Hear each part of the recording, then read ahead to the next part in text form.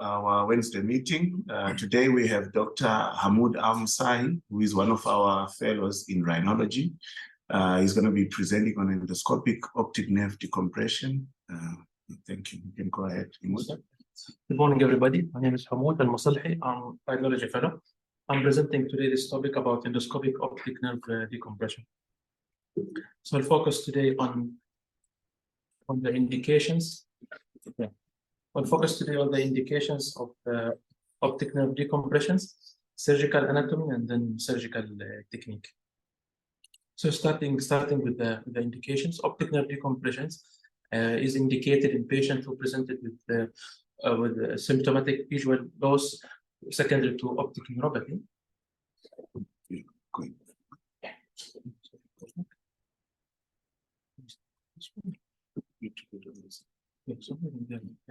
Sorry for this. So it is indicated in patients who present with visual loss secondary to optic neuropathy, compression to the optic nerve, aiming to either stabilize the vision or improve it.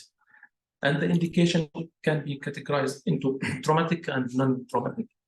Traumatic is most commonly, and non-traumatic secondary to lesions, intracranial lesions like most commonly sphenoid ring meningioma, or intraoptic nerve tumors, fibrous dysplasia, or thyroid disease like Graves' disease. The approach for optic nerve decompressions depend on the location of the pathology, meaning whether it's medially located or laterally, like in this case of sphenoid ring meningioma. So for medial pathology, they are accessible for transnasal approaches, which carries less morbidity and less morbidity for the patients, and generally considered as easy procedure, as safe procedure. Whereas for the laterally located lesions, it's accessible via transcranial approaches, which carries more significant morbidity and mostly related to brain traction and increased risk of new onset of cranial nerve palsy. Going into the anatomy of the optic nerve, so optic nerve can be divided into three segments, which are intraorbital, intracanalicular, and intracranial. When we talk about optic nerve decompression, we are talking about intracanalicular most of the time, aiming to decompress this segment of the nerve. So optic nerve exits the orbit through the orbital apex in superior medial directions, and then it goes for 1 centimeter to enter the optic chiasm, to go intracranially through the optic chiasm. The optic canal is 1 centimeter canal in length, which is formed by the lesser wings of the sphenoids. In addition to the optic nerve, also it carries the ophthalmic artery, and this has a significant surgical importance when we talk about optic nerve decompression. Here also it's important to mention about tendinous annulus of Zinn, which is basically the insertion of the extraocular muscles, namely the superior medial and inferior lateral rectus muscles. It is attached to the upper medial lower margin of the optic canal from 12 to 6 o'clock. It is a thick fibrous layer, and this is considered to be the least site for expansion of the optic nerve during optic nerve edema. Coming to the surgical technique for endoscopic optic nerve decompressions. So usually the procedure starts with standard sphenoethmoidectomy, and then followed by removal of the, as shown in the first figure. This is the right side, showing maxillary sinus, sphenoid, and then so ethmoidectomy have been performed as well as sphenoidectomy, and laminar pressure have been skeletonized here. Then after that, the sphenoid face should be opened widely to expose the optic canal. Here one should study the pre-op CT scan carefully and look for any presence of Onodi cell, which is basically the most posterior ethmoidal cell. So if it's present, then it should be open to expose the optic canal. Following that, the next step will be the decompression of the optic nerve. And here the decompression will start from the lamina pepracia, around 1 centimeter from the optic canal.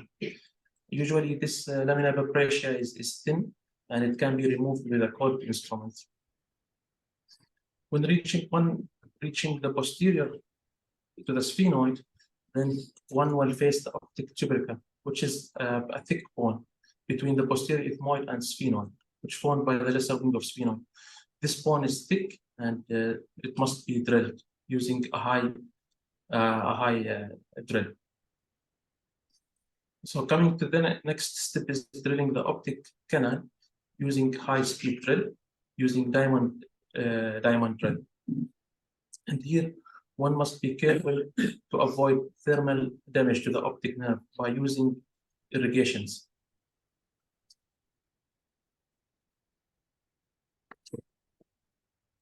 So so here the bone, the optic canal wall must be thinned out using the high-speed diamond cut, and it should be irrigated properly. And then once it is thin enough, then it can be removed using a cold instrument. And the bone here of the optic canal should be thin away from the optic nerve in a medial directions. Here it's important to understand the anatomy of the optic nerve in the sphenoid, in the lateral sphenoid wall, where it is closely related to the carotid artery. So it is the carotid artery located posterior to the optic nerve in the sphenoid. Therefore, one must be careful when drilling the optic canal not to go down and injuring the optic nerve, which is a major complication. Final step is incision of the optic sheath. So if optic sheath need to be incised, then it should be incised in superior medial quadrant. And the reason for that is to avoid injuring the ophthalmic artery. Ophthalmic artery most of the time runs in the inferior medial aspect of the canal. Therefore, one must go avoid dislocations to avoid injuring this artery and avoid consequent blindness. Also, the incision should be carried through the annulus of Zinn, which we mentioned before, that it's the most, it's a thick fibrous layer and it's the site of the most compression of the nerve. However, the incision of the sheath is not advocated by all surgeons. For example, in this institute, all of the optic nerve decompression are done without opening the sheath. And the reason for that is for the possible risks, which include one that I mentioned, the injury to the ophthalmic artery. Other risk also, by opening the sheath, there is a risk to injure the underlying nerve fiber and lead to blindness. Also, opening the sheath can lead to CSF leak and consequent meningitis from that.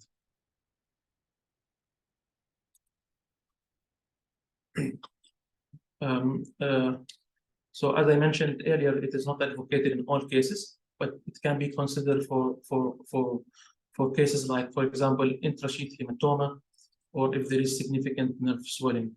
So opening the sheath will further decompress the nerve and reduce the pressure. So that's regarding the surgical technique of optic nerve decompression. I'll just come through two articles focusing on the visual outcome of optic nerve decompression. This study was published 2017, looking at the efficacy and visual outcome of optic nerve decompression. So actually the outcome, it depends on the pathology. So usually the efficacy for traumatic optic nerve injury is unclear, and whether the success of decompression is related to the surgery itself or to the spontaneous recovery. But for non-traumatic optic nerve decompression, usually it is effective, and the reason behind that, usually the nature of the disease, it doesn't result in spontaneous resolution and improvement of visual outcome. And most of the patients who undergo optic nerve decompression for compressive non-traumatic optic nerve decompression have significant improvement in their visual acuity. And this improvement was found immediately, and also further improvement after a period of weeks or months. And this improvement could be because of the relief of the mechanical conduction exerted by the tumor over the nerve. Here I got two looking at the visual outcome of optic nerve decompression for non-traumatic optic neuropathy.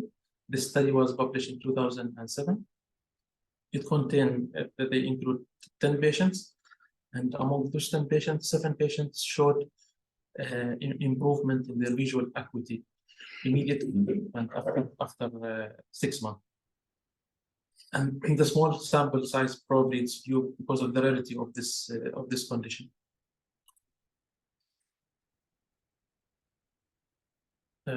This is another study published in Korea, and it includes 5 studies with a different pathology.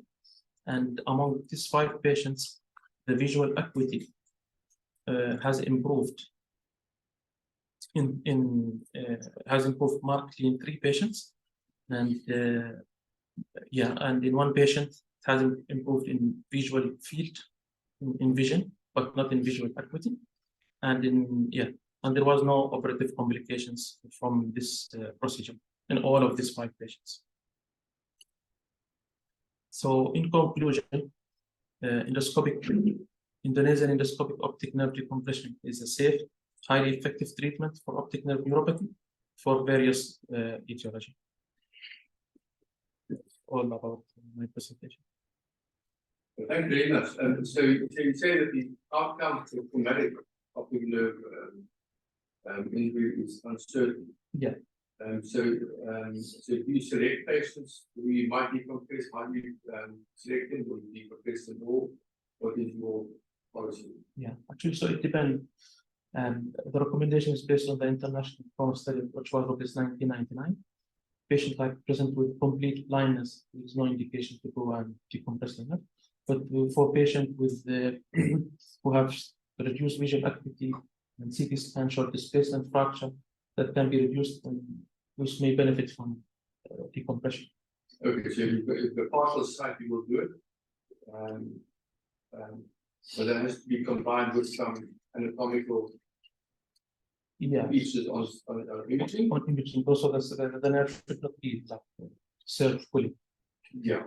Okay. We didn't get a question. No.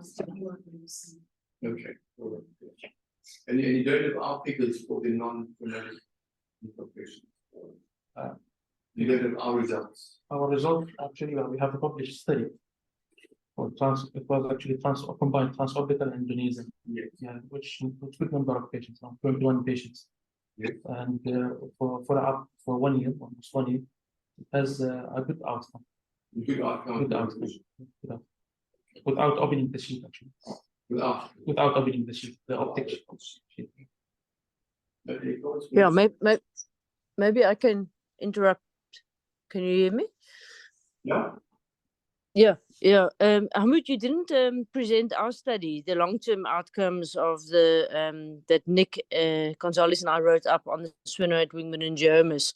We looked at the long-term outcomes, I think up to 3 years after the optic nerve decompression for sphenoid wing meningiomas, to show even if they haven't had their definitive surgery, their craniotomy for the removal of the tumor, even if you just do a medial optic nerve decompression, these patients' vision remains stable or improves even after a couple of years. Because when we started the surgery, we didn't really know whether the optic nerve decompression would only help temporarily, say 3 months. But so, I mean, now we do optic nerve decompression for all patients, even if they undergo craniotomy for a sphenoid wing meningioma before they have the craniotomy, also to allow them to have a little bit more pressure on that optic nerve from laterally. So that's thinking to medially decompress to avoid pressure injury. But I'm surprised in that study you have only 10 patients, the one that you've shown. I mean, there must be very large studies out there. What are the biggest studies that you found? I came across this study. But nothing more than 21 patients. Really? Okay, because we have 60 patients. I've got over 51 in private, and I think you've got another 10 that you've discovered. So we're trying to aim for the Congress to write that up. So it's about 60 patients with medial optic nerve decompressions.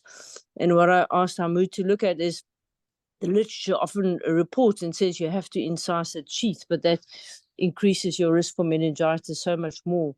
And we've never incised it, and with really good results. So we want to basically prove that it's not necessary to incise the sheath. Can I ask, I don't know the anatomy area well, but incising the sheath also could be optic, the ophthalmic artery at more risk of injury, or not? Is that not so? Sorry, I couldn't hear the ophthalmic artery, huh? Yeah, is it more risk if you incise the sheath? Yeah,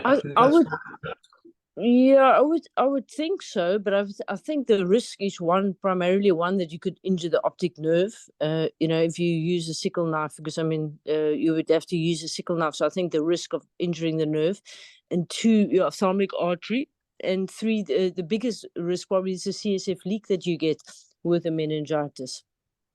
Yes. The ophthalmic artery we never see. I mean, we decompress 180 degrees medially, but I'm always a little bit more conservative on that. So if there's a little ledge inferiorly, we leave that. But you only need to decompress an optic canal for 1 centimeter, from the optic protuberance to and track it for 1 centimeter up to the optico-carotid recess. So that's your length. And we always remove a posterior third of the lamina papyracea. So that's the easy. So there's 2 ways, Hamood. You didn't describe this, that you can describe the optic nerve decompression either from anterior to posterior or from posterior to anterior. Now, I always do the anterior to posterior because I think it's just much easier and much simpler. And if you have disease within the sphenoid, it's much easier to find the normal periorbiter at the posterior third of the orbit. And then you just flick away the disease from the normal periorbiter. And that way, I think it's much more controlled than trying to decompress from posterior to anterior. But you want to see that annulus of Zinn. And as soon as you see that, you always see a little feeding vessel that one often confuse for a vessel coming off the optic. But then the only other thing that I can also contribute is we don't have any series of traumatic optic nerve injuries. We haven't done any compressions for them because we just don't see them. We only see them weeks later. So I think the literature is clear. If there is an injury, you'd have to get in there within 6 hours. So if it's a bony spicule or something like that. But I mean, it's a very poor prognosis for those cases, and we haven't got any in our series. Can I ask, for Graves, for optic nerve decompression in Graves' disease, do you wait until Graves' disease is under control before you, or is it purely based on visual acuity? And when the visual acuity, So for optic nerve decompression in Graves, it would be very, very rare. I mean, in all my years, I've been asked to do 2. So it's these days with the newer biologics that's available, much less decompressive surgery is being done for thyroid eye disease. Like in the USA, where these drugs are available, they hardly do any more thyroid decompressions. Here in South Africa, where we've got a good thyroid team, with Hamza Mustak, we would be asked to sometimes do an orbital decompression if all medical treatment has failed and the patient is stable. So that means if you go according to that, what is it, the Moritz score, where I think it's the Moritz score, where you have to say the patient has got no swelling of the eye, no erythema, no pain in the eye, no vascular injection. So you have to have all of those factors that have to be 100% stable before you do surgery. So optic you have to really have severe disease with optic kind of a neuritis neuropathy for them to ask you to do optic nerve decompression. So it's rare. Thank you. Thank you very much. I see Dr. Zubair has a hand up. You can go ahead. Hi, man. Sorry, I may have missed it. Darlene, how long after the injury can you offer a patient the decompression? No, well, we know that if there's any traction or injury on an optic nerve, then kind of 6 hours is always, it's the same if you have a fez and you have an orbital hematoma, you've got 6 hours of traction on that nerve before. So it depends on the kind of injury. Obviously, if the optic nerve is severed, it doesn't matter, if you do it immediately, you're not going to get a response.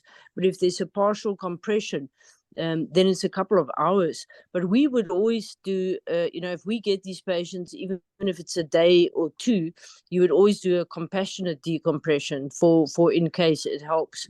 But in our series of patients with sphenoid wing meningiomas, patients where there is no light perception, right, your chance of reversing it is zero. None of our patients. And we see the same as with pituitary apoplexy. I mean, we did a patient yesterday with immediate blindness after pituitary apoplexy, and we operated now on day 6, and it's very unlikely that you're going to regain vision. So basically within, so if you see a patient 24 hours later, you can offer them up out of compassion, but beyond that. Yeah, I would, if it's compressive, I mean, obviously if there's a lacerated nerve, nothing's going to help. But if it's a compressive, I would always do it. So we know that quick compression, so that's why if you have an orbital hematoma, so you have a patient with the injury, and they have an orbital hematoma or pressure on that nerve, if you can get there within 6 hours, that's the best result. But obviously, I would probably do it within a couple of days just for compassionate reasons. But we know patients who have long-term compression, so if you have a tumor or you have a mucocele, you have allergic fungal sinusitis, those patients progressively lose their vision. And they have a very good chance if you can decompress the nerve. I mean, I'm saying decompress the nerve, so with a mucocele, you don't literally have to decompress the nerve because the mucocele would have done it, but relieving the pressure off it would often get you a good result. So it all depends on how quickly that eye went blind. Okay, thanks. For Can I just ask, Darlene, just the role for lateral canthotomy? Would you do a lateral canthotomy if you were intra-op and you did suspect that you have orbital? Would you start with a lateral canthotomy, or would you go for orbital decompression?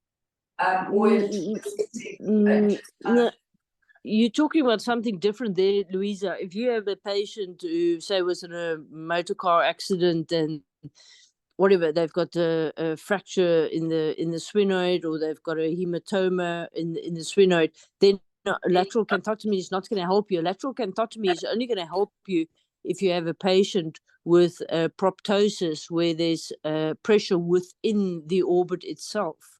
Then you would do, so post-phase, you have a patient with sudden retrobulbar kind of hematoma, then you will do a lateral canthotomy if you, but not if you have a normal eye. Okay. Thank you. Thank you very much. Anyone else with any comment or question? I don't see anyone with a raised hand. Thank you very much for attending the meeting. We'll see you again on Friday. We're going to end the meeting now.